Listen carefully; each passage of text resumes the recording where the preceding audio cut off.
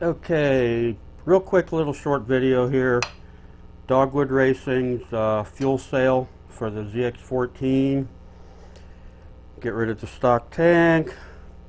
Anyway, going to show you how intelligently designed this is. I already have the bolts all loose. If you ever need to take the tank off, I already have the fuel lines on. I actually don't even have the supply line completed yet, but take these out of here, and again it's flopping because I have it loose. Take a nut off of this here, bolt.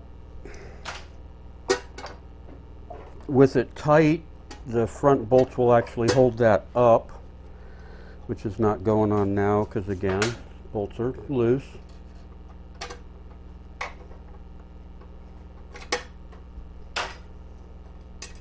And this is what's so nice about this.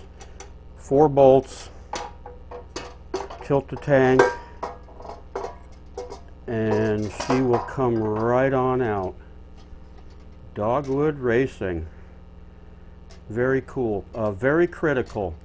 These are not hardened, anodized, hardened aluminum or anything. So anytime you have the fuel lines off, you should put rubber caps or the plastic caps back on them to protect your outlets, because again they could get damaged if you don't. Go back around over here. I'm going to take this off here now. This is just the way I wanted to do this here.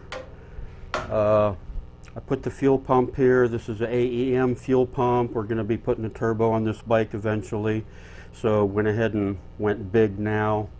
Again, this line isn't completed yet, but it's going to, oh, sorry for the camera shake, but all I have to do is get that piece there to go around here, and then I got another 90 that's going to go up into the outlet of the tank. Anyway, so fuel goes in the pump, comes out the pump, goes right straight up here to here.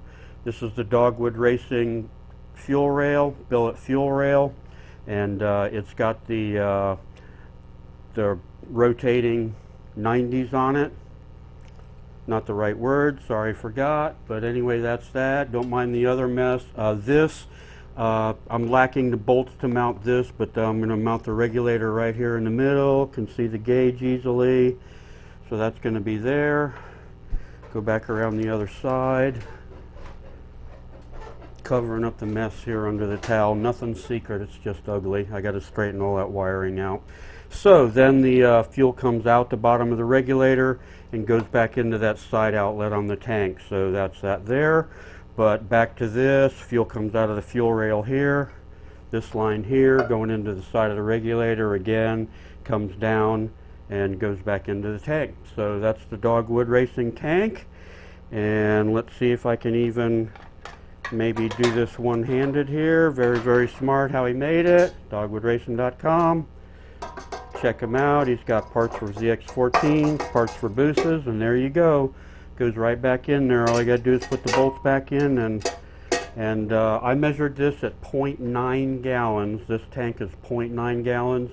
We weren't looking for like a, super small grudge tank. This is a bracket bike, but once again, Dogwood Racing fuel rail, fuel lines that I assembled, fuel tank, and this beautiful chrome moly deal here that's going to have the Pro Street tank cover going up over here, and obviously an extended body back in the back. So that's a quick video of the Dogwood Racing fuel tank.